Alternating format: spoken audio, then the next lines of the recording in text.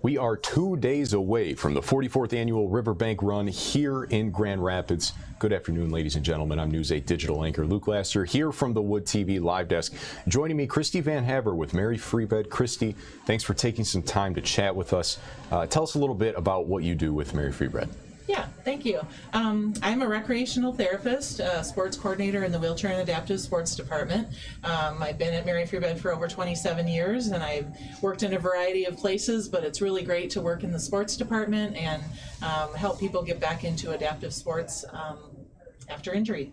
So the River Bank Run, starts on Saturday here, and two of the races are wheelchair and the Handcycle race.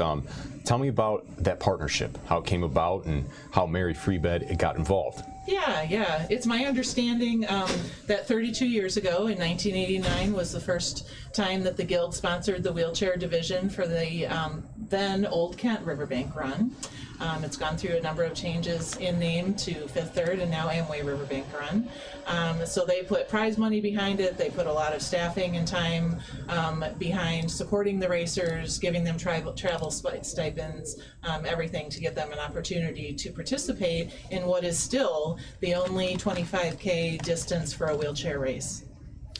Tell me a little bit more about kind of just the partnership itself. Any impressive statistics or anything along those lines that have come out of the partnership there? Yeah.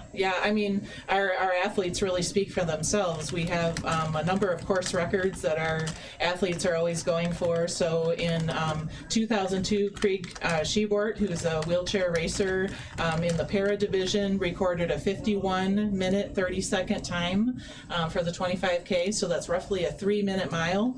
Wow. In 2018, Tom Davis, so very recently in the other division, he's an amputee himself and paracyclist, recorded a 38-minute, 16-second 25K. So that's roughly a 2-minute mile.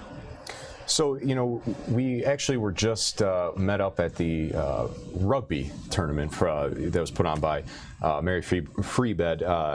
Tell me a little bit more about, the excitement of just kind of having these events back. Last year, obviously didn't happen, the River Bank Run. Tell me a little bit just kind of how the athletes are feeling just being able to get back out there and race. Yeah. Well, some of our athletes that won't be with us this year are Paralympians, paracyclists. They have been training for Tokyo for years and years and years, finally got to participate in their games, are participating in many of the major marathons. Our local and our more amateur athletes we will see on Saturday.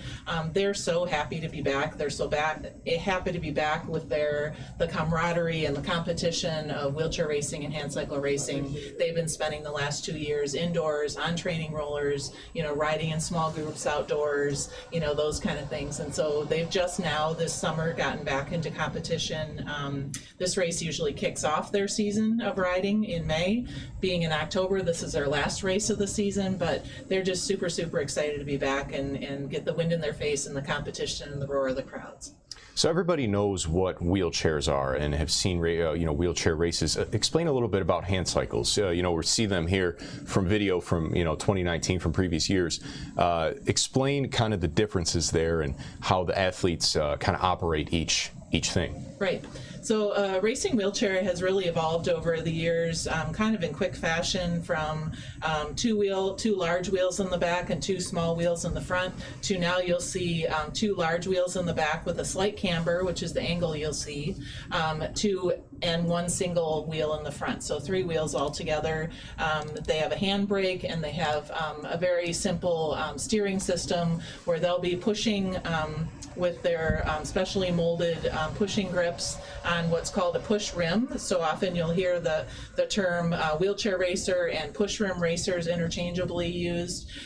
So they will push on the push rim, and then they may tap their steering component from time to time to make turns and things like that. There's no gears when it comes to wheelchair racers. When you get into hand cycling, the hand cycling is the more the bike component of the two, where a wheelchair racer, say I did a triathlon, I would use a wheelchair racer for a running race, I would use a hand cycle for a bike race. So you get into the bike category, it's basically a bike assembled upside down. You're using your hands to propel the bike with the crank up at the headset, and you have a wide variety of gears. The wheelchair athletes and the hand cycle athletes are not competing against each other. They're in separate divisions and separate categories, and different prize money is offered, different levels of prize money. And tell me a little bit about registration here. We're still 2 days out. Can people still register? Absolutely, yep. They can register up until 5 o'clock on Friday evening.